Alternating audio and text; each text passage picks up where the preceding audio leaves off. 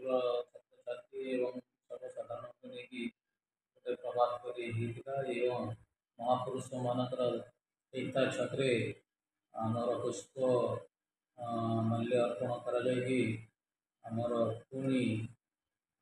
national high school मारागड़ा मंडप समस्त जिला परिषद सदस्य एवं मुख्य अतिथि भाव जिला परिषद प्रेसिडेंट सम्मान्य जिलापाल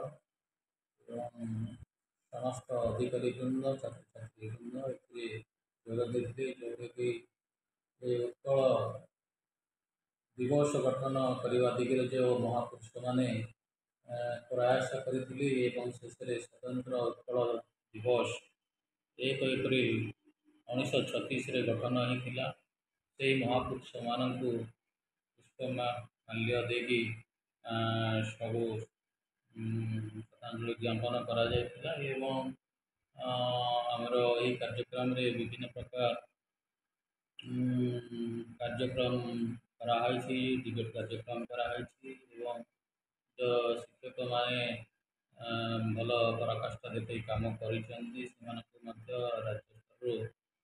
सम्मानित करमती महिला मान भितर झुटी प्रतियोगिता आयोजन कराई जो मैंने विभिन्न प्रकार ऑफिस साजसज्जा कर पुरस्कार प्रदान कर संध्या 6टा समय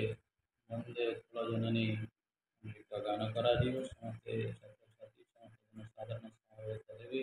संध्या विभिन्न प्रकार सांस्कृतिक कार्यक्रम नाटक प्रदर्शन कर सहित आमर नुआपड़ा जिला 1 एप्रिल 1993 भी गठन कर 33 वर्ष भी पदार्पण कर नुआपड़ा जिलार बहुत सर्वांगीन विकास होमतीक जलसेचन 5टा प्रोजेक्ट अनएम्प्लॉयड यूथ मैंने जो शिक्षित अच्छा विभिन्न प्रकार प्रतियोगिता उत्तीर्ण होती अंचल विभिन्न प्रकार चाषर भी आमर त्वरान्वित बढ़ी विभिन्न प्रकार अनुष्ठान अच्छी सब अग्रगति चली आशा करुचु जो महान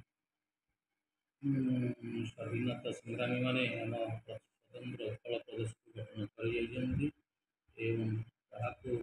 आग को नेवाई स्वप्न को साकार करने समस्त मौलिक आवश्यकता जमी पूर्ण हो विभिन्न प्रकार शिक्षा क्षेत्र हो स्वास्थ्य क्षेत्र हो आपण मान कृषि हो इरिगेशन हो समस्त क्षेत्र में जो अग्रणी हम से समस्त जनसाधारण समस्त प्रशासन एवं सर्वोपरि समस्त लोकंर सहभागिता जिला प्रशासन तरफ आम आह्वान कर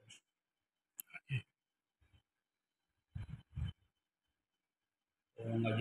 स्वतंत्र उत्कल प्रदेश दिवस नुआपड़ा जिला नुआ जिला गठन होवसर आम उत्कल दिवस अनेक अनेक शुभेच्छा एवं अभिनंदन समस्त जनसाधारण ओके थैंक यू सर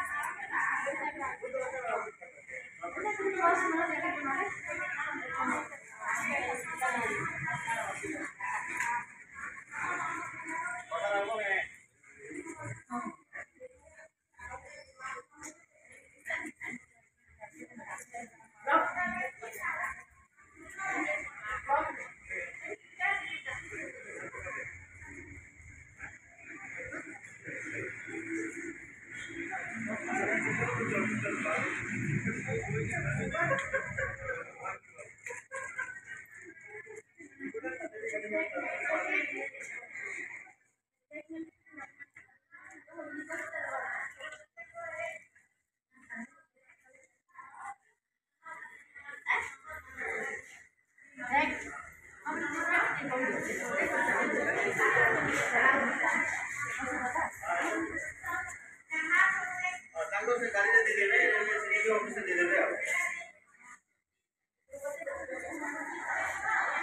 हाँ